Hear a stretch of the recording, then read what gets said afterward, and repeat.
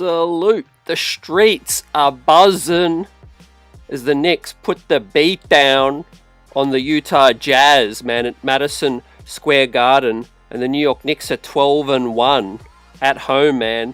They straight dog walked the Utah Jazz as Deuce McBride continues his flame-throwing. Jalen Brunson was big in this one as well. We're going to give out the game ball. Look ahead, man, to next week's NBA Cup quarterfinals.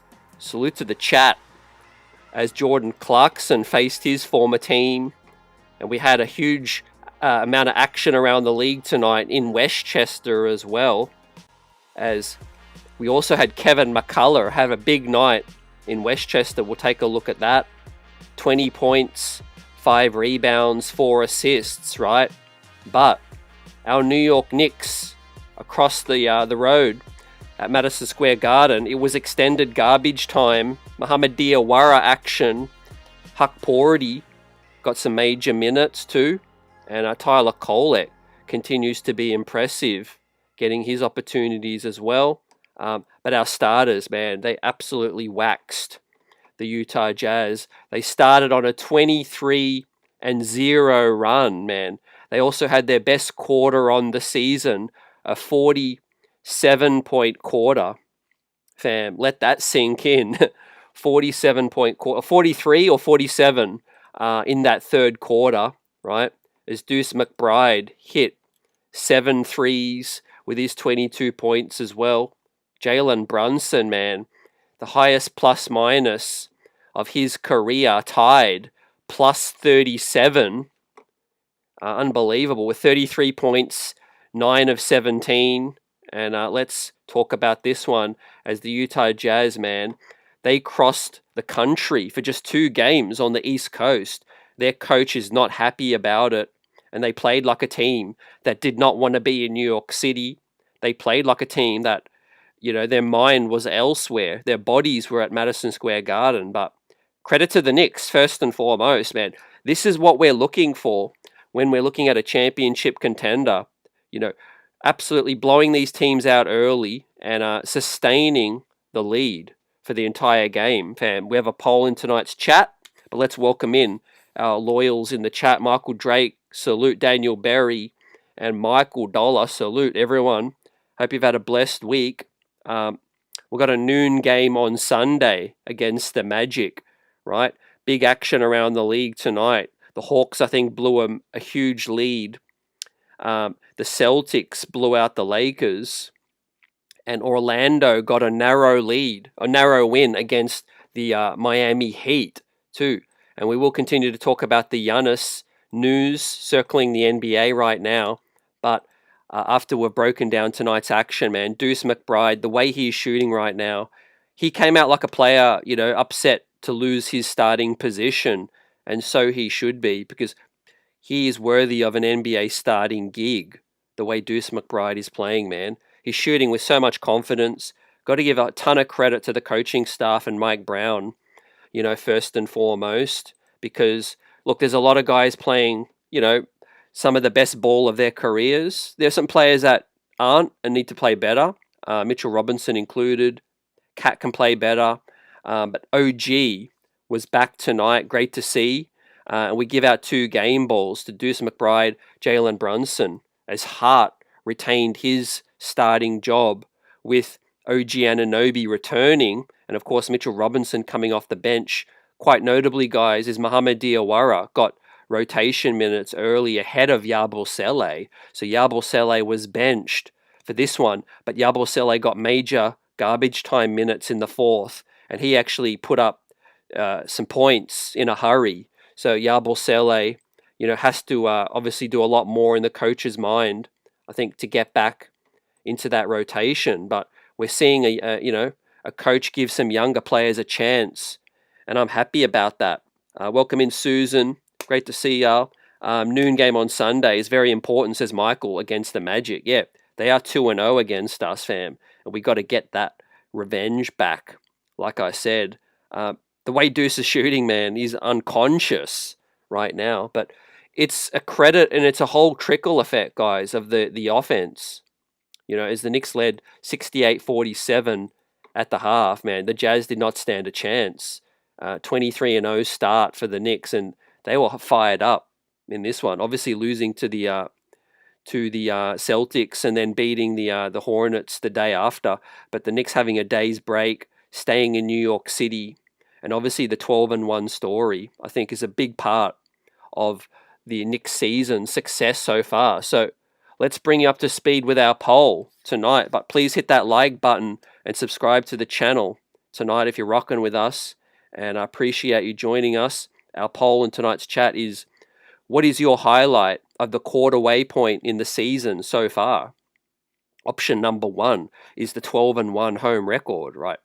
That's something I've been really disappointed in past seasons, how the Knicks just haven't played up to the billing at home. And obviously the playoffs, we lost that agonizing game against Indiana, and the crowd sometimes lackluster. But make no mistake, under Mike Brown, the Knicks are playing a lot better at home this season at 12-1. So that's leading at 73% right now. Option number 2 is Mike Brown got our offense elite. That is a highlight, man. Obviously, we've got the personnel. We expected a big offense, but we're living up to that billing right now. We have a top offense in the NBA. Obviously, the more speed, the shooting, and the three-point attempts is key. As you see a great feed from Muhammad Diawara finding Deuce McBride, man, for a 4-point play in this one. You like to see Hart's little fallback baby jumper as well. Option number 3 is a good 15-7 record start and the number 2 seed right now. And if you look at it, I guess 15-7, would I have signed up for that to start the season? Yes, absolutely. If you told me that Brunson would have missed some time, OG missed a couple of weeks, and we're still at 15-7, regardless of how we've looked at times, just as a record perspective, you would take that. I think you would take that to start the season, right? And let's also factor in that if Detroit hadn't started hot, and the way they're playing, although they are starting to come back down to the pack a little bit, is Detroit. But if Detroit wasn't around at their start, the Knicks could be in that number 1 seed at 15-7. Last but not least, Hart and Deuce McBride are balling right now. And we know kind of what to expect coming into the season from a Brunson, from a Cat, from a Macau, from an OG. But to get the 5th and 6th guy, Hart and Deuce, playing the way they are right now, man, they are playing possessed, like men on a mission, right? And it's just great to see. No Pacome Dardier tonight. He was playing at the G League in Goldsboro, the Goldsboro Storm. And he had a good performance as well as he hits the 3. We'll talk about that again tonight. Trey Jemison was joining him as well. And Kevin McCullough, like I said, had a double-double. So good to see these guys get minutes. Obviously, they're not getting opportunities with the big club the way we are playing right now. But those guys got to stay ready. And maybe their time will come. A trade might happen, and we're going to talk about that tonight, guys. Give us your thoughts on the latest news going around the league, the Miami Heat. A lot of talk around them potentially making a big trade for Giannis too. Some updates on the Knicks front, which we'll talk about as well. But basically, look, the Knicks just look so in control in this one. They did not play around with their food. So in regards to the poll, guys, my answer, my personal opinion, the highlight of the season so far has just got to be probably a tie between Mike Brown elite offense and the 12-1 home record. 15-7, I kind of expected us to start with a really good record and the number 2 seed. That's expected. Obviously, Hart and Deuce balling out the way they are is a massive bonus, but to have Mike Brown get our offense, clicking higher than what Thibodeau was able to achieve this early in the season, man, is a huge feather in the cap at the quarter-way point. Also, the 12-1 home record, fam, right? Feasting at home and making Madison Square Garden a fortress too. Michael Drake says, man, CT, I love the 43s, right? Yeah, quick decisions as well, fam. Catch and shoot, player movement off the ball, no one standing still. Let's get it. AP says, get our respect up. around the league. Good win. Susan says we're going to that next round in the Cup tournament. Raptors are going to go down too. Yeah, I like that confidence. I really like it. The Knicks played like that too tonight. They set the tone early, man. And at 23-0, if there was a mercy rule, the Jazz would have thrown in the towel, man. At 23-0 down, had that all NBA league-wide accounts putting the Jazz on blast. Starting they went 6.5 minutes without scoring a bucket. They were still 0, 6.5 minutes into the game. But look, we know what the Jazz are. Still love it to see as a fan. I'm hype. I'm buzzing tonight.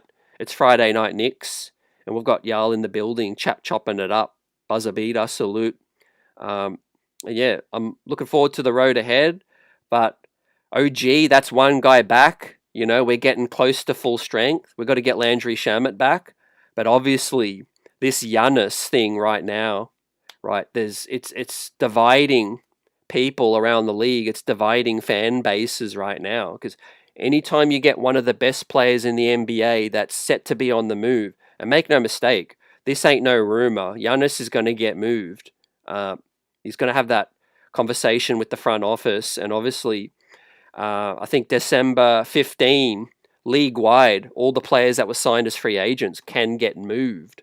So that'll open up a whole heap of other packages, to see, right? And obviously it's going to be a lot of teams jockeying, right? Because think about it, if y'all don't get Giannis, someone in your conference might get him, and that could stand in your way. So there's a lot of GMs and prezzies on the hot seat right now. Do you sit back and sit on your hands and stay pat and let somebody else pick him up, someone else give up a haul for a potential rental, like we talked about on our last stream on the reaction show to the news, right? Look, for the Knicks, Leon Rose believes in this squad. It's just a case of, how willing are the Bucks, how receptive they are to the Knicks' best possible offer right now. There's various reports coming out that, the Knicks aren't all that serious because they do believe in this squad right now, and they don't want to tear it down. They don't want to strip it or retool it. I could definitely understand it's risky, but is it a risk you got to take?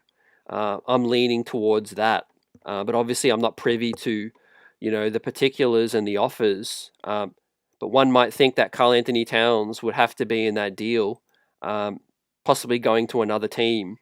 But right now, the Knicks at 15-7. My best case scenario is that Giannis stays on the Milwaukee Bucks for this season, and he doesn't go nowhere else. And we get one postseason run with these guys, and hopefully, God willing, we get the best health from all of the guys, and we can really see, can this team, get through the East, they get to the NBA Finals for the first time in a quarter century, and then we'll get to see if we can really, play up to the billing against a potential OKC, right? Now, I see a lot of talk that the Knicks don't have a chance against OKC, and I do got to say this in regards to that. Indiana, like that series last season where the Knicks were favourites against Indiana, and really, I felt were the better team and should have got past Indiana, barring that unforeseen collapse in Game 1, right? So if you're inclined to believe that the Knicks were good enough and should have beaten Indiana, you also need to understand that Indiana took OKC to 7 games, and also anything can happen when the games are played. So you got to look at it from that perspective. I know OKC do look like a colossus right now at 21-1, and they look unbeatable, but anything can happen when you get to the big dance, because I believe we were better than Indiana, and Indiana took them to 7. So that means if the Knicks had somehow got to the finals last season, we would have had a chance. We would have had a puncher's chance. And so I do believe this team could do anything if they did get to the finals. But of course, the hard work is you got to get there first, fam. You got to get there first. And there's still some ways to play out. There's a trade deadline. There's a 15th guy we could sign. There's some buyout guys that I think is going to be a real story too. If there's a couple of wings that get bought out, the Knicks could look at that. They could make a smaller move in regards to Adardier, potentially, clearing up some space. But let's stay positive on what we have right now. And what we have right now is an incredible 7-man, at least top 7 in regards to Hart and Deuce. If Mitchell Robinson can bring his last season, postseason's form to the season, then I think the rest of the league will be scared of what the Knicks are capable of doing. Of course, look, getting OG back tonight. OG did not have a great game, but obviously there's some rustiness. OG finished 4 of 8 though, 50%. Missed a couple of threes, but finished in a small role in 22 minutes with 11 points plus 7. Didn't get a steal or a block, but got an assist. I don't think he was moving as well as he was prior to the injury, of course, but he has been out for a couple of weeks or more than that. So it's good to get OG back first and foremost. But I think Hart just continues his great season so far, shooting 3 of 6, although the 3-point ball has, started to come back down to earth. But an unbelievable plus 37, man. Hart just does everything. And I was leading in the team tied in the plus minus with JB at plus 37, man, is huge. AP says, yeah, I'm still not quite convinced with the squad yet. And that's fair enough. We are at the quarter waypoint. All we got to do is just keep getting by, keep ticking the boxes, fam, and keep improving every single day. Not to sound like a head coach, but you can't win the trophy right now at the quarter waypoint. All we can do is just try to stay healthy, try to keep building, try to keep figuring out who are our guys that we can rely on. I think bold decision from Mike Brown, benching Yabusele, but trusting in the Leon Rose draft with also Muhammad Diawara, fam, getting his minutes ahead of Yabu. What do y'all think about that? I think it adds more defense, and I like it. I think let the veteran figure things out. I do think he'll come back. I'm not giving up on Yabusele for the season so far, but let him have a spell on the bench and figure out his form in practice. Now, to Yabusele's credit, I think he did finish the game stronger in garbage time. He was a bully, against some of the lower rotation of the Jazz, but with Yabusele, fam, 5 of 6, he was very efficient, but finished as a -5 with the 11 points. My agreement with Mike Brown is because, look, if Yabusele ain't giving us a lot of offense, he's not really giving us much else. At least if you're going to play Diawara, not only does he have upside because he's young, and not only can he potentially be a major piece moving forward, but he's getting valuable experience right now, and he's at least a better defender in terms of the length, the mobility. I mean, his wingspan's crazy. The way Muhammad Diawara crouching down, bent knees, hands out, trying to play good defense. And I know he's a rook, but let's see him, let's see if his confidence can grow by getting these, regular minutes, right? You had Tosan with 18 and 10 in the G League tonight. You had Kevin McCullough have a great performance as well with 20 points and 5 rebounds and 4 dimes as well.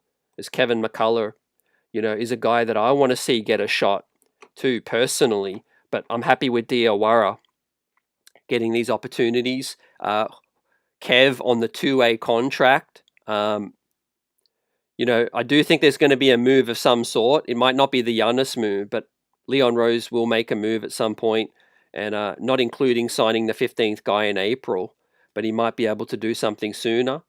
Pacome Dardier playing with Westchester. Trey Jemison. The Knicks need more size. One of our strengths is rebounding. I would like to see either Trey Jemison get a roster spot if someone gets moved, or I would like to see Dink Pate, who had 37 points the other night and a triple-double. So Leon Rose might be thinking, okay, maybe I'll try to get one of these guys on the regular roster spot and I can give a 2-way to Dink Pate. I like Trey Jemison. I do like McCullough too. Great to see those guys have a good game in Westchester tonight. We see a play from Diawara. He can see over the defense with his size, and I like that. He took it strong over slow Mo Anderson. Nemo says, let's go, Knicks 16-7 on Saturday, I think, guys. Yeah, I like the confidence, man. We've got a couple of good tests coming up. We got Orlando, who narrowly beat the Heat tonight. We'll take a look at the standings. And we also have the Raptors, fam, quarterfinals. $100,000 will be on the line, man. Guys are going to be playing tight in that one with the $100,000. David says, great to see OG back. Great to see Yabu get some decent run late. Michael says, Kolek looks great. CT, Yabu will get better. Yeah, look, Yabu, he's got good vibes overall, man. This guy's a journeyman. He's been all over the world, China, Europe. I saw him clapping back on X towards a fan that said, get ready to learn China. And he said, hey, I've been to China already, ain't nothing new. And I thought that was a cool moment. You know, Yabu can take the heat. He can take the punches and keep it rolling, fam. He's been overseas, like I said. He's dunked on LeBron in the Olympics. He's, you know, whatever it is, man. If it ain't going to work with the Knicks, I ain't worried about Yabu in terms of, you know, he's going to try to get better. It just might not be a great fit. You know, Diawara might be a better fit. But just in regards to Deuce McBride, fam, right? I know there's a lot of talk about the Giannis situation going on right now. Deuce McBride, we have next year still under contract at $3.9 million. Man, his contract is descending. That's how good Leon Rose and Brock Aller did with the Deuce contract, fam. I think he's on 4.2 this season, and it's going to go down to 3.9 next season, which is crazy talk. But Deuce McBride, man, I think I saw a guy playing tonight that didn't want to lose his starting job. And unfortunately, somebody had to make way for OG. But that's why we talked about it last show, fam. How difficult that decision is going to be, right? Don't forget, Mitch already lost his starting job. OG's back. Hart didn't want to lose his starting job either. And although Hart, we had struggles against the Celtics, we bounced back against the Hornets. But we do need to hold that thought, because I do think against certain teams, Deuce McBride is the go with the shooting. Obviously, the size limitations can hurt, but our offense is better with Deuce McBride out there, even over Josh Hart. Hart brings other things. Obviously, he's going to bring the rebounding. As I pull up the grades, shout out to the captain. Career high tied plus 37 in the plus minus, fam, as well. A big achievement. Brunson will get the savage grade as well as Deuce McBride, man. They played special tonight. I'm going to give Karl Anthony Towns, Mikal Bridges, and Josh Hart the standout slick grade. And I do think OG coming back was solid. Clarkson was solid. And Mitchell Robinson was solid tonight.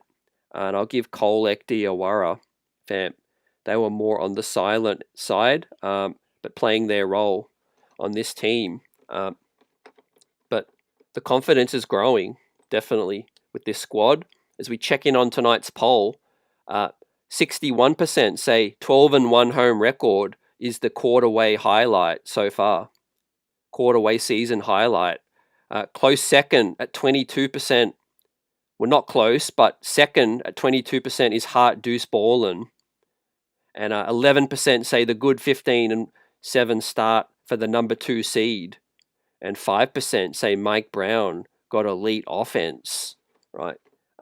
Great to see everyone voting in this one. As we will talk about around the league and the Giannis situation, fam, we had the Hawks. I think they lost, and we'll take a look in a minute. But Jalen Johnson, man, the first Hawk in franchise history tonight, he had an unbelievable stat line, fam. 15 points, 15 rebounds, 15 assists in a single game, man. The first Hawk in franchise history. I don't think, and this could be good for the Knicks if you're hoping that Giannis can come, but I don't think the Hawks are going to trade a Jalen Johnson, man. That would be, long-term suicide, man. This guy is the real deal. 15, 15, and 15. the first Hawk to ever do it, and that's crazy. So a trade package around Trae Young and maybe Kristaps Porzingis might be more likely. But Atlanta did choke. I think they choked it late. Lonnie Meeks says the Knicks need length. What about Dink Pate? He's balling in the G. I agree with you, Lonnie. I said it just earlier. If I'm thinking kind of just foreshadowing what might happen, Pacome Dardier not getting many opportunities. Let's say he ends up moving on. I'm not saying I want him to get moved on, but if so, I think they can, give a roster spot to, a Kevin McCullough or a Trey Jemison for a bit more defense and size, and then they could give one of their two-way spots to Dink Pate so that no one else can take Dink Pate. And I do think that would be a nice shuffling of the decks, because you've only got so many young players, and they can't play Pacome Dardier right now. That's the conundrum. They got McCullough or Trey Jemison. They got Dink Pate, who had 37 points. And I'm not seeing Pacome Dardier capable of doing that. So you really got to look at what Dink Pate is doing. And I would love to try to give him a two-way, at least, so that no one else can come in and snatch him up. Now, there's obviously some other needs, a backup point guard, although I do think Kolek's looking solid so far. He might not be the solution for this season. The Chris Paul CP3 thing looks very, very unlikely. I would not be a big fan of that. I think 40 years old. He is a bit of a headache in that locker room.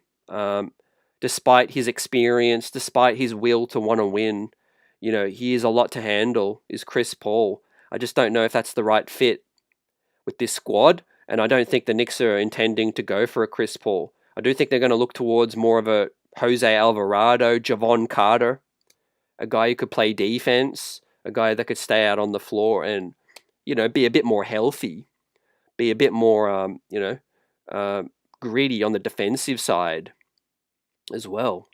So I think we can cancel out CP3.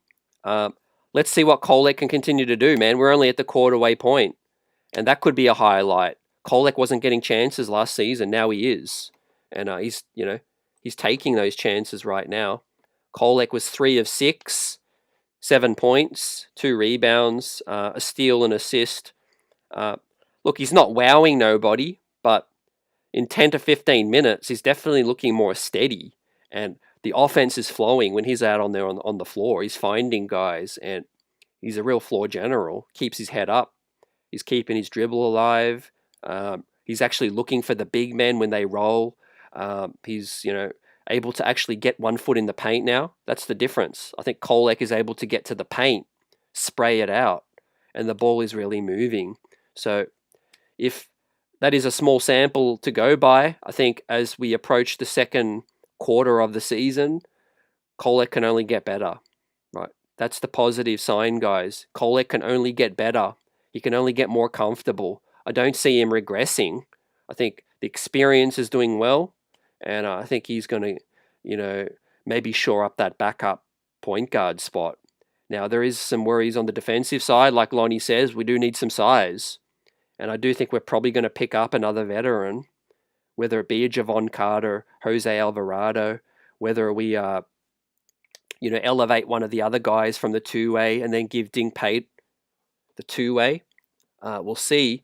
Johnny Chiba, salute, says, CT, what's the next chance the Knicks get to add a player like Dink? So without any trades, fam, without cutting or trading anybody, the Knicks can only add the 15th guy in April.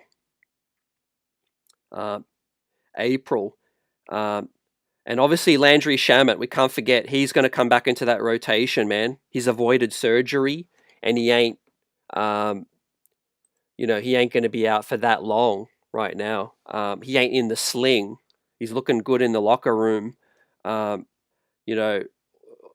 dripped up, no sling, and no surgery. So I do think we're going to see Landry Shamet back at some point earlier in the new year, whether it be late January, maybe February. But yeah, Johnny Chiba, my prediction, if y'all want to know what I think is going to happen, I think Kolek's playing well now. I don't think anything's going to happen with Kolek unless it's a bigger Giannis package. But I do think a smaller move, look out for a Pacome Dardier potential move. You just got to see the writing on the wall. Diawara's getting minutes ahead of him. Um, he's on a real regular roster spot, which is quite valuable if we're being real. We need every single real roster spot we can get for someone who could produce this season. Now, I'm high on Pacome Dardier's long-term upside, but this season's all about going for that championship. And if we were to give someone else's minutes roster spot, Pacome's spot to someone else, that would allow us to then bring up Dink Pate, on a two-way. So that's my prediction, fam. Yeah, really excited to see how we progress in the next week against the Raptors, against the Magic. I hate those noon tips though, fam, but we'll be there post-game. David says, I was all for CP3 until I heard about the locker room issues. Yeah, great comment too, fam. And look, I'm a big fan of CP3. He's had his, Hall of Fame career and all of that. This ain't no shade on CP3. It just, he is a lot. He's a coach in a player's body right now, whereas we need the player. We need more of the player. CP3 is more of a coach in a player's body. His body just can't keep up with the game, but he still wants to be really involved. He still wants to be locked in. And so the talk coming out in the Clippers locker room was that he was cussing people out. He was cussing out the coach. He was cussing out the front office dudes. He was just causing a muck with the Clippers situation. I know he hate losing, but yeah, I ain't want any of that with the New York Knicks situation right now. We need bodies, fam. We need bodies that can play, fam. I'll take buzzer beater if he can lace them up ahead of CP3, right? Because we need players that can play. Jose Alvarado, Michael, I like. Now, if CP3 want to be an assistant coach, man, James Dolan, roll out the red carpet. There's no salary cap on coaches, man. We could have 3 rows of assistant coaches, for all I care, fam. We can have half of Madison Square Garden as assistant coaches, man. The more, the better. But not as a player right now, fam. One, he ain't going to help our size, and he ain't going to help really our durability. But, look, credit to Tyler Kolek. I think, as a guy who's about to turn 25, right, he's ready. I think he's ready for the moment. He's ready for this opportunity. And if we look back to last season,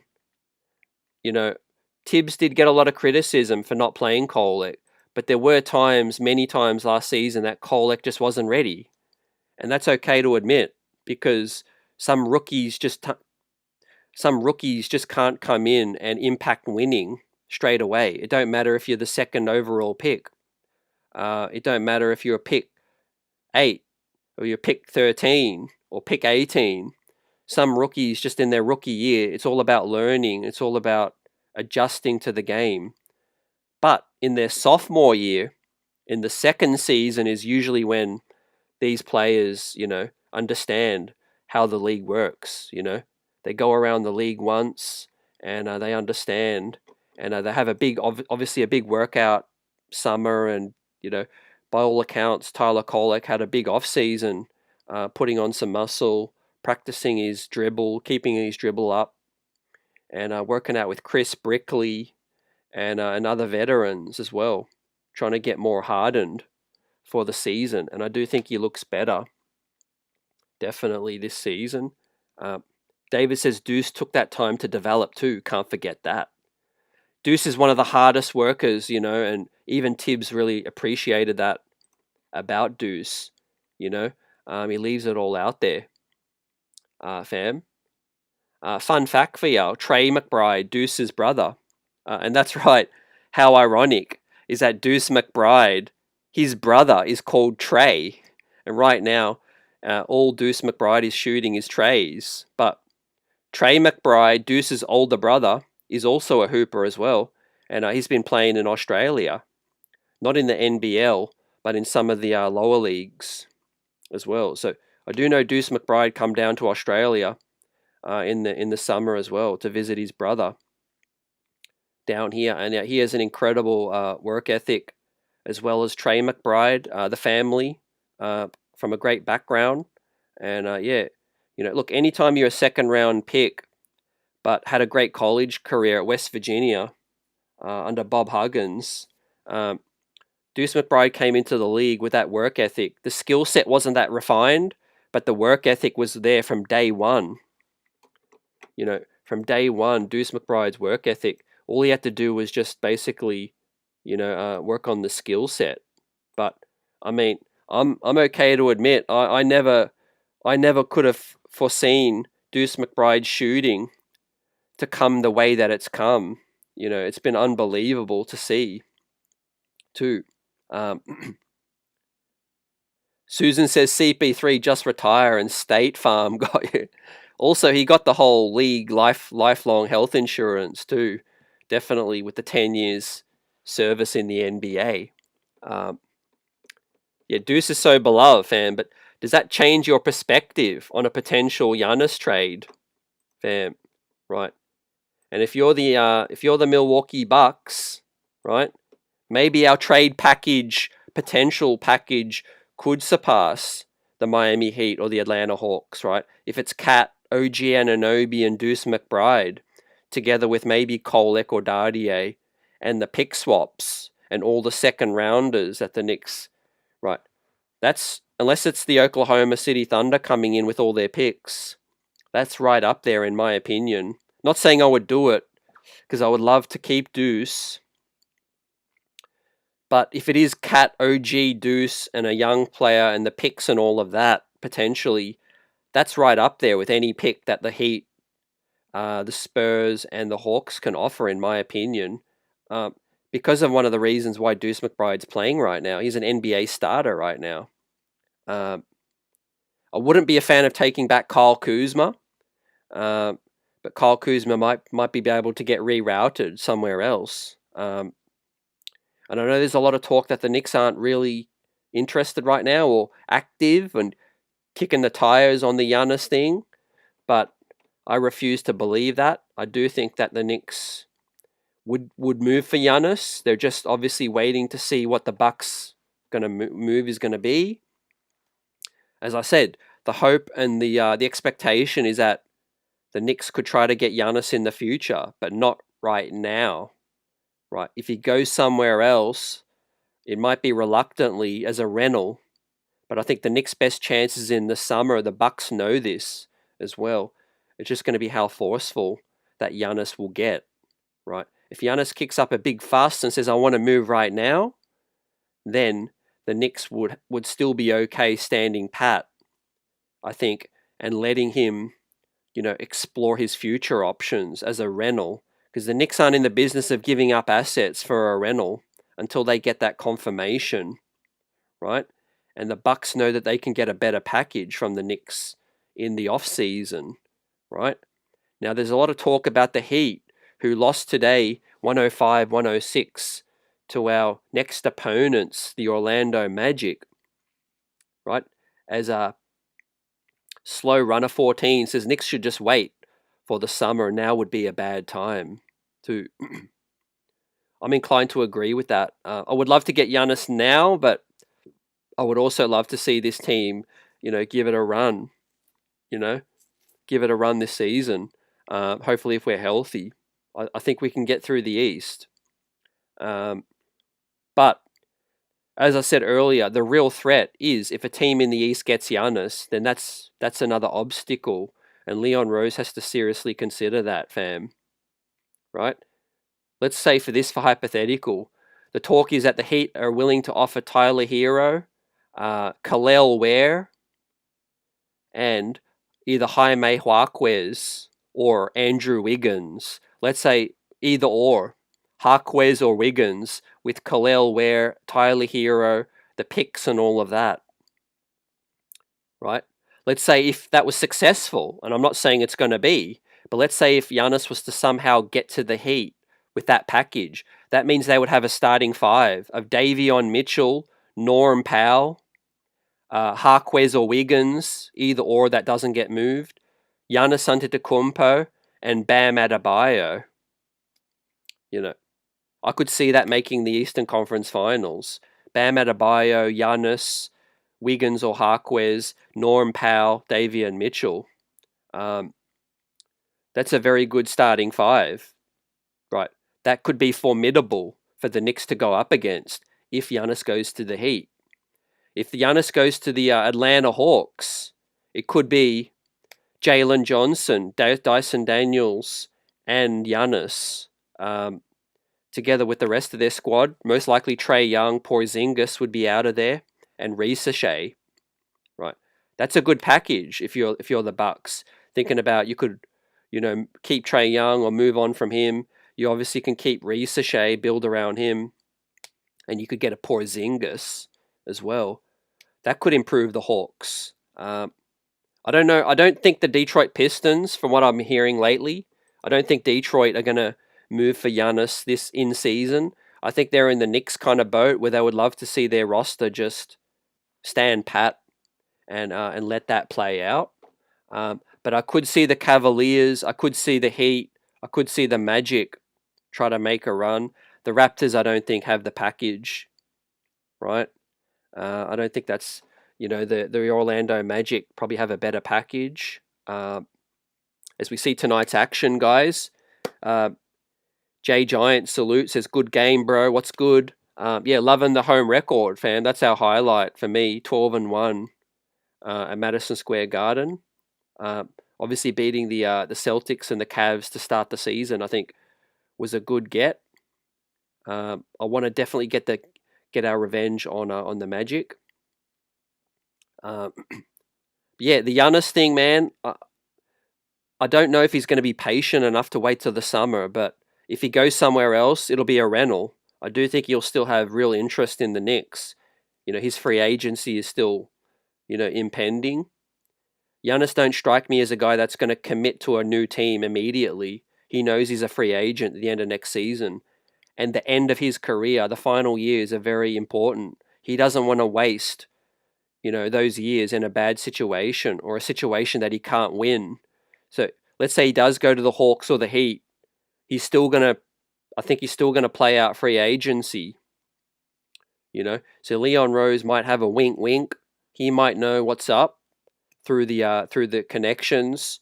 He might not need to. He might just be confident that, hey, I'm just going to, I'm going to play this one out, and wait it out. Now let's take a look at the standings as the Knicks move to 15-7, right? The Detroit Pistons picked up a win, but the Raptors are on a 2-game slide. The Magic picked up the big win over the Heat, and they send the Heat down to 6th right now. And the Celtics' recent resurgence, fam, has them up to 5 right now. So I kind of feel somewhat vindicated because I did think that the Celtics would be decent. A lot of people were low on the Celtics, giving up. No Tatum, saying that the Celtics wouldn't stand a chance. They've still got a decent enough roster and squad depth, I think, to be a playoff squad, right? They're getting some big contributions from Jordan Walsh, who had a huge performance the other night, 22 points. They're getting big minutes from Josh Minott, and they're also getting minutes from Gonzalez as well. Hugo Gonzalez. So just like the Miami Heat, man, the Celtics just seem to turn players like Cater, Jordan Walsh, Minott, Gonzalez. These guys are straight up rotation players out of nowhere. And the Miami Heat do the same thing as well with Pelle Larsson, Davion Mitchell, who didn't work out somewhere else. And obviously Harquez and these guys that they hit on. We need that from the Knicks. We need these guys from the lower leagues or the draft coming up.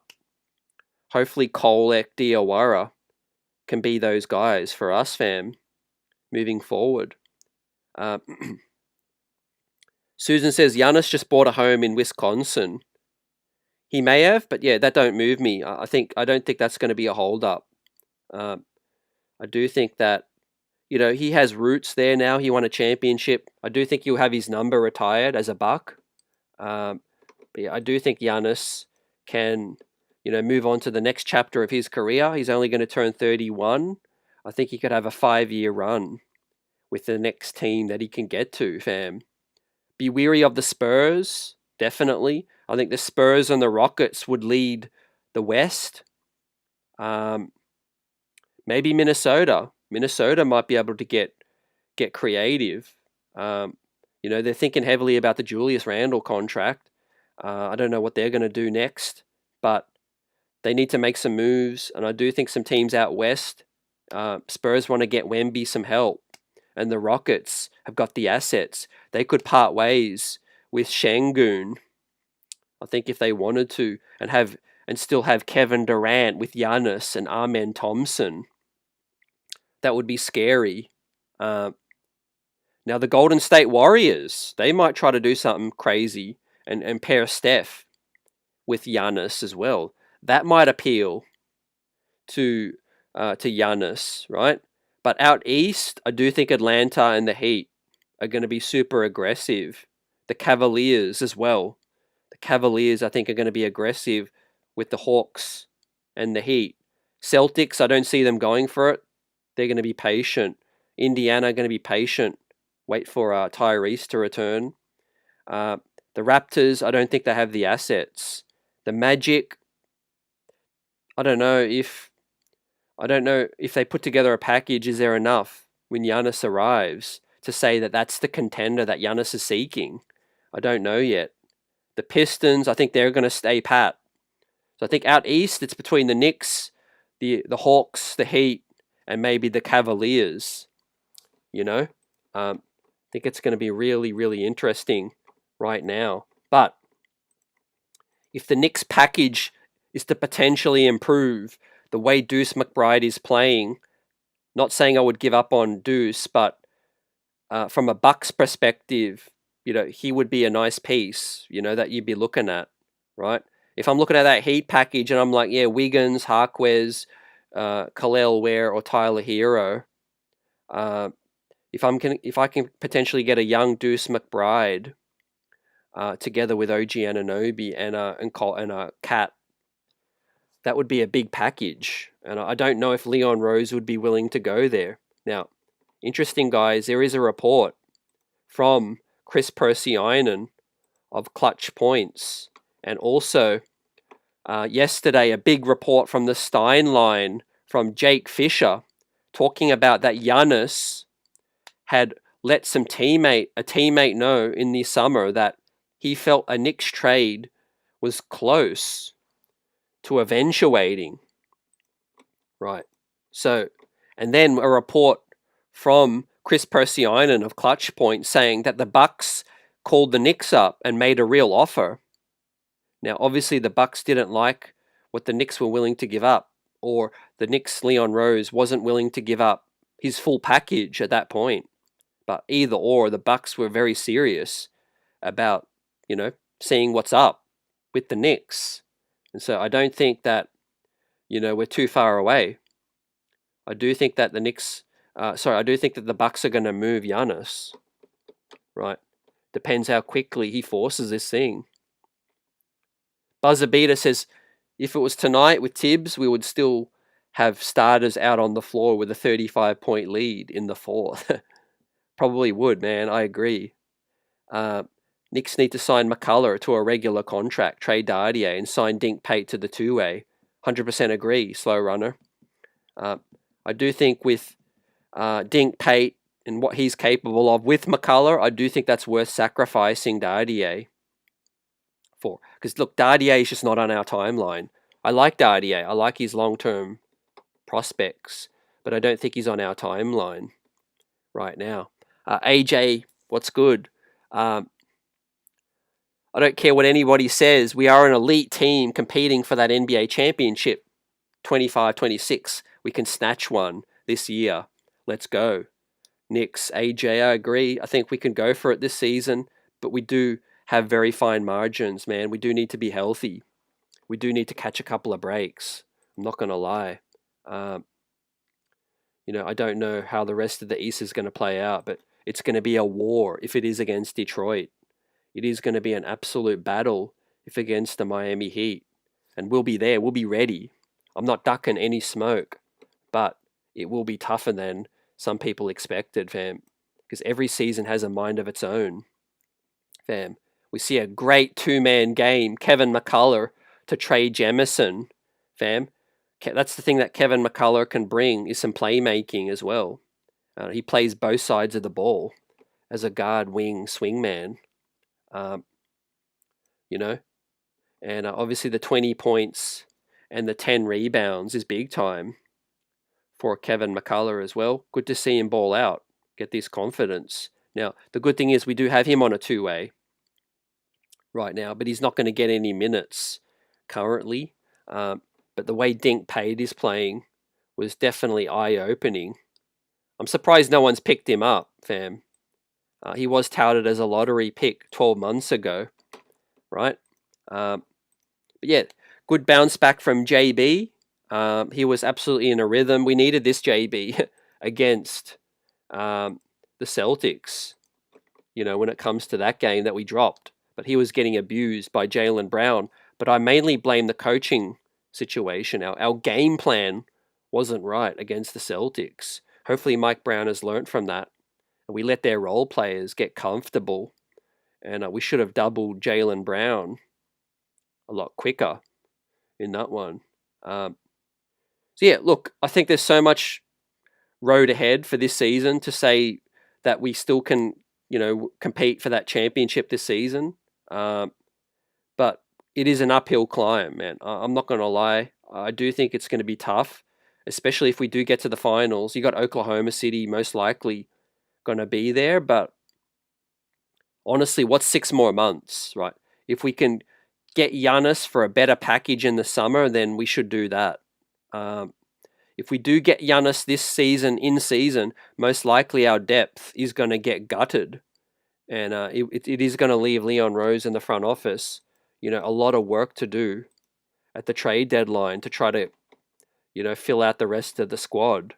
With the continuity and the chemistry we currently have, it might be our best chance just to keep everybody intact with OG and Cat and Mitch, Deuce McBride, McCall, Hart, and everybody that knows their role right now, because there's a lot more chemistry to grow with, where we are at 15-7 with a brand new coach, that just speaks to how solid the start of the season has been, because we can only get better from here. I think we can only improve as each player understands their role, and especially if some of the younger guys, can take that step up. As we take a look at the stats in this one, please hit that like button and smash it. Subscribe to the channel if you are new. Appreciate you rocking out with us. 30 assists tonight, and the 43's up. Only 12 turnovers. Considering it was such a fast-paced ball game, that is big time. We won the rebounding. 9 steals as well. OG and McCall, obviously together again, is big time. And 50% from 3. What a start to the season, man, from the offensive side. And we are above league average defensively, too. Steals, 2 from Jordan Clarkson, 2 steals from Mitch, Kolek and Diawara, Hart, Cat, and McCall each got a steal, ladies and gentlemen. So that's great to see. Let's see who won the defensive player of the game, right? It's a tradition that everyone's, enjoying so far. And we had a performance worthy of a blowout, right? As the Knicks maintain an elite home record right now. 33 points, 4 assists from JB, right? Is he deserving of the MVP conversation? I agree. I think he should be. We are the 2nd seed, and we are a squad that does rely a lot on Brunson, but he's having a very efficient, phenomenal season under the brand new coach. There was a lot of doubt. AP says, CT, I hope Oklahoma becomes the 94 Sonics. I hope they get moved to Seattle. Johnny Chiba says, I think this is a finals team if they can play the way they played tonight versus elite teams. Buzzer Beater says, am I missing something? But have the Knicks used that pick and roll, pick and pop with any of our bigs? I think more than last season, but that's not really our go-to, fam. It's more the dribble handoff still. So there are a lot of similarities to last season's offense.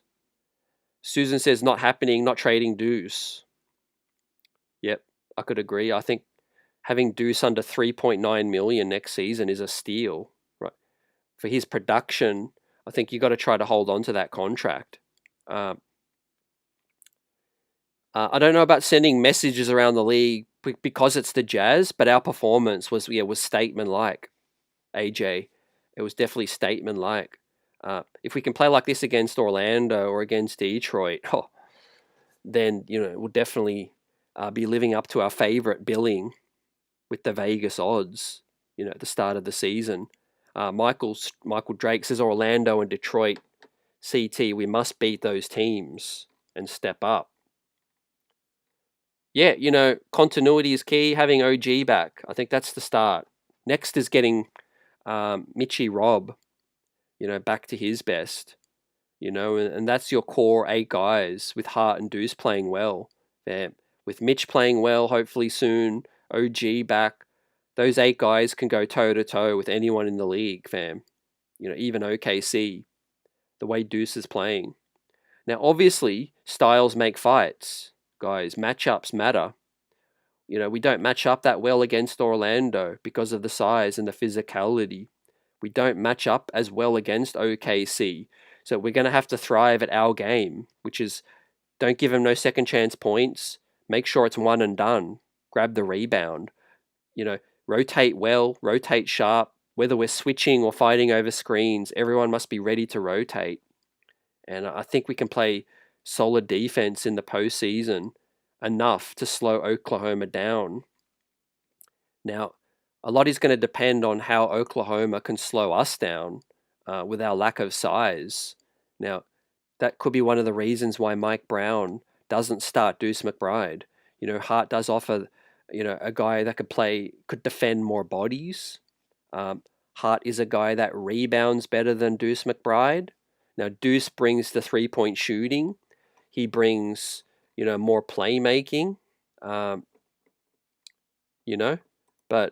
I do think with Deuce McBride's game, he's our better, screen point of attack navigator as well. So it's a tough decision, the Deuce versus Hart conversation, right? Feel free to let us know in the chat. Again, we had that in the poll in a recent show, but Deuce versus Hart as starters, right? Some nights Hart could be the guy that's rolling, and the other night, like tonight, it could be more Deuce. And look, they both have their own kind of chemistry with JB, but I really like the way Deuce plays off of JB, because Deuce can bring the ball up, JB can be off ball, and I know he can kind of do that with Josh Hart, but the defense just doesn't pay as much attention to Josh Hart. Josh Hart's a guy that could run the break well, he could bring the ball up, but he usually looks for the dribble handoff, immediately. Whereas Deuce McBride can pull up. He can make the other team pay as well. So, it's fascinating. The good thing is the playoffs don't start tomorrow. We've got plenty of time to maybe continue to, experiment and recycle the starting fives. I know it was successful last postseason, and I would not rule out some playoff games, Mitchell Robinson coming back into the starting five. Ladies and gentlemen, Mitchell Robinson was effective at the starting five last season with the rebounding. And if he returns to his best, it might be Deuce and Hart back to the bench. It might be both of them. Now, maybe not long term or forever, but I could see some playoff games where Mitch does start and we go with the double big, because it is super effective sometimes, fam. as we see Tosan put up 18 and 10 tonight, and Hoodie Kev with 20 and 5 and 25 and 4. Yeah, we just got to get Mitch back to his best, and hopefully he could hit those free throws. Yours truly says great dub, plus more to see. Orlando is a must win. AP says, yeah, Orlando, we need that for confidence. I think if Orlando get in our heads and win 3 in a row against us, that ain't going to be good. So yeah, we need a statement. We need a statement against the Orlando Tragic. Now the thing is about Orlando, they do play extra physical. Jalen Suggs gets in the passing lane.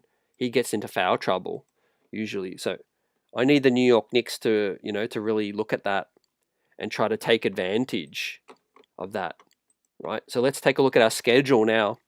We got December underway. We got Utah now. We got one more homestand, 12 o'clock noon on Sunday. And then Tuesday the 9th, it goes down. NBA Cup quarterfinals, the Emirates NBA Cup.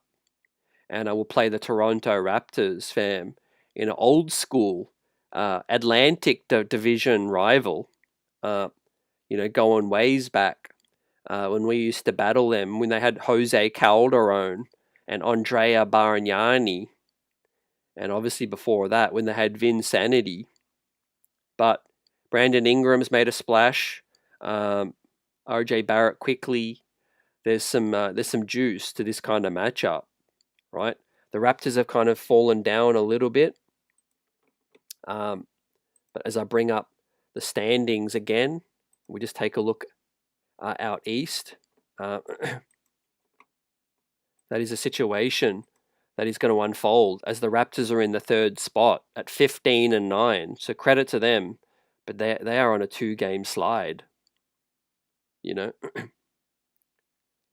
Was OG in the last game? I don't remember. No, OG missed. Yep, that's one of the reasons why we did lose. Yeah, OG missed the last Orlando game. But look, I think there's a lot said about how Orlando can give us issues, but don't forget we beat a team that's very similar in the Miami Heat. The reason we won our NBA Cup group stage is because we beat the Miami Heat at home in our own NBA Cup matchup. And the Heat are very physical as well, so we can succeed. We just have to play a smart game. Sometimes it ain't all about the shooting and the turnovers, the rebound. It's about this. You got to play a high IQ game against the Heat because they do switch it up. Eric Spoelstra is very capable of, throwing a curveball. He'll trap, and then the next possession he'll go zone. The next possession after that, they'll blitz, they'll switch, they'll change it up constantly, and it's a mind game playing against the Heat. Also, the Miami Heat are playing at a record speed, considering what the Heat had played in the past. Eric Spoelstra got their offense kind of like ours is going, kind of like a lot of up and down play. All hands on deck for Sunday. Yeah, Michael, man, I'm worried about the noon tip. Hopefully we're locked in, especially I know, Christmas festive season, holiday season, and happy holidays to everyone out here supporting us and rocking out with the channel. Appreciate y'all and excited for some things coming on in the new year. And we do, have to do better than just beat up on these bad teams. As Michael comes in, says you're beating the bad teams. So we do have to get these statement wins against the Heat, the Magics. We're all looking forward to the Detroit one, fam. But look, the way Hart and Deuce are playing, they're moving the needle. And I think we can stack up against the best teams out west. Got the Christmas Day battle against the Cavs. That's going to be fun. I'll be coming to you from the road. I'll be traveling towards the end of December, visiting some family, but we'll be doing the regular programming and shows post-game. But I'll have a limited setup, so I might not have the grades, the graphics, etc., but we'll be here to react and talk about it in these big games towards the end of the year. The Spurs, I want to play Wemby. That was a big game last Christmas. I'm looking forward to, we've played Minnesota. I'm looking forward to playing the Rockets. Rockets have given us some problems as well. They've got Kevin Durant, in fact, as I take a look out west, the Rockets are second. So I know everyone's saying Oklahoma might be the ones in the finals. It might not be. It might be the Rockets. How crazy would it be if LeBron and the Lakers were to get to the NBA finals, Sam? I can't see it happening, but you've got to give the Lakers credit at 16-6, right? The Lakers with DeAndre Ayton, Jake LaRavia, they got Hashimura. They got some role players playing well together with Austin Reeves, Luka, and LeBron. But I do think they'll probably slide a little bit. The Nuggets are tied at 16-6 as well. In the fourth spot, the Spurs at 5, 15-7, and the Timberwolves in sixth at 14-8. And the Phoenix Suns and the Warriors round out the play-in. That is going to be interesting to see, what happens out west. But yeah, there's some moves we can make. But I do think that the Knicks don't get Giannis in season. Right? I think it's a summer move. Now, if Giannis really wants to get moved in season, it'll be to somebody else and it'll be a rental. Because I don't think he's going to commit his long-term future with any club that trades for him yet. Now, he might be persuaded as the games come along and he starts winning, but I think he won't commit until the free agency comes along because, he want to keep it fluid. He'll want to keep it flexible. He's 31. He'll want to make sure that he's, in a spot that he can contend for a championship. And, with that said, it's going to be a case of the New York Knicks just might needing to bide their time, and be patient. So the Knicks haven't announced their defensive player yet on the social media. I'm going to load up some of the media and see if they've announced it for maybe a Mike Brown press conference. But yeah, the Knicks have kind of been pretty slow announcing the defensive player of the game now. But we do have some quotes from OG Anunoby. OG says he didn't notice the Knicks held the Jazz scoreless on the 23-0 run. OG says, I didn't really notice. We were just playing. Someone told us later. I didn't even notice they didn't score. We were just getting stops and getting going, right? So yeah, OG, man, he's just possession by possession. He's super locked in. Great to see him back. It made Sports Center as well. I'm going to bring this up. The 23-1-0 start. It made Sports Center. Mike Brown said he needed to get OG some game minutes for his conditioning, even though the Knicks already built that large lead. 11 points, 23 minutes is solid. I kind of felt like OG would be back for the Orlando game, whether it be earlier or the Orlando one. D. Grant says, my concern with the Knicks is, can they beat good teams on the road? Yep. That is a fair concern, no doubt. My biggest thing is just got to wait to the playoffs. Well, none of us will know. None of us have a crystal ball because when the playoffs hit, it's so different, man. Like last season, man, we couldn't beat the Cavs. We couldn't beat the Celtics. We couldn't even beat Oklahoma. We couldn't beat one other team as well. I think there was 4 teams, the Lakers. There was like 4 teams that we couldn't beat once. And what happened when the playoffs began? We go into Boston's building and we beat them twice in a row. That's unheard of. And so that tells you guys that the playoffs are just a whole nother playing field. You know, there's no simulation for it. There's no substitute. Players lock in. That's all they do. They live and breathe and eat and sleep ball when it comes to the playoffs. And right now, they're not, as much as they will never admit it, they're not as locked in. The 82 game season is just a warm up. It's a road trip. You travel to a different city every other day.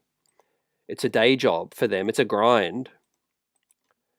When the playoffs it becomes personal. It becomes a passion.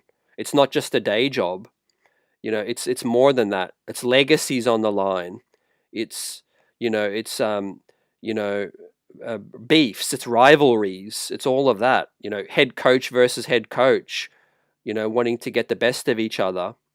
It's just no substitute for playoff ball. And as much as any fan tries to use the regular season as any kind of precursor or anything like that, it'll never be. It'll never be no precursor or nothing.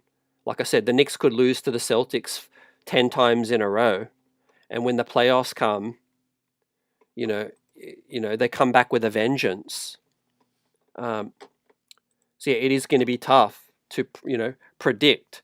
We're just not going to know until the playoffs hit, and how locked in, the squad can be. Now, I guess the biggest wild card is we have a brand new coach, guys. And we have a coach that could be, more effective in the playoffs, making schematic adjustments, managing games, managing the flow in game, adjusting to the other coach's adjustment. That's our best wild card, I think, that we didn't have last season. Other team would be going spaz, 14-0 run or whatever, and Tibbs would just be sitting there letting it ride out. Now, we might have something different now with Mike Brown. He might pull 2 guys from the court and put in another 2 guys. He might switch up the starting lineup after game 1. Right? Remember, Tibbs would wait to game 5 or game 6. Mike Brown, if he doesn't like what he sees in game 1, he might switch it up immediately. One thing we're getting is that Mike Brown is more willing to listen to his coaches. He's listening to Chris Gent, Brendan O'Connor, these other guys on the bench, Rick Brunson, and paying those guys props. So from the whole coaching grade, if I'm just grading the coaching move, it's been a resounding success. Records aside, I think what we're seeing from Mike Brown, right, we're not, obviously the playoffs are yet to come, but we're not losing anything so far from firing Tibbs, right? We're coasting anyway. We're going to see what happens in the playoffs. Michael Drake says, CT, less minutes from Mike Brown can help us in the playoffs.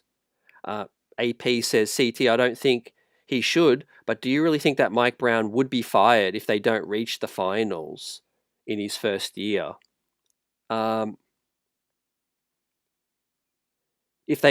only way, I think the best way to answer that, and it's a great question, if we don't get past the first round, is the only way I could see Mike Brown getting fired. If he makes the second round, I still think he's coming back, because I think there'll be a roster change, and I think, look, they're not at the point where they're going to go 3 coaches in 3 years. And it would be a failure. Second round, we obviously, the expectation is to go further. But I think they would give Mike Brown another shot. But if they flame out in the first round, Mike Brown's probably gone, assuming they could get someone they like. Michael Drake, Shamet will be back, I believe, by Christmas. Yeah, his play has been great before going down too. So now we'll get ready to wrap this one up, as we'll be back post-game after the Orlando noon tip, right? Our winner in tonight's poll, 55% say the 12-1 home record is the highlight of the season so far. 25% say Hart and Deuce balling out. 11% say the record and the number 2 seed. and 9% say Mike Brown got the elite offense humming right now. And it could be just the simple tweaks that Mike Brown has made, like giving Deuce McBride some starts. That's something Thibodeau was not even willing to look at. Right? Think about how crazy that is. He was not even willing to give Deuce McBride a start. Not only that, Mike Brown's had like different starting lineups already in the quarter waypoint. He started Mitch. He started Hart. He started Deuce. He's played Kolek and Diawara. So we've got a lot more to look forward to, guys. But yeah, overall, man, 15-7. You know, I'll bite your hand off if you offered me that to start the season. And we ain't got the best out of Mitch. We're living with the corpse of Yabusele right now. But Kolek has been a pleasant surprise. And Deuce McBride is definitely loose with that. So shout out to everyone in the building for the like and the thumbs up, the subscribing, and the polling, the votes as well. Appreciate everyone. Let's get it on Sunday. Let's go Knicks.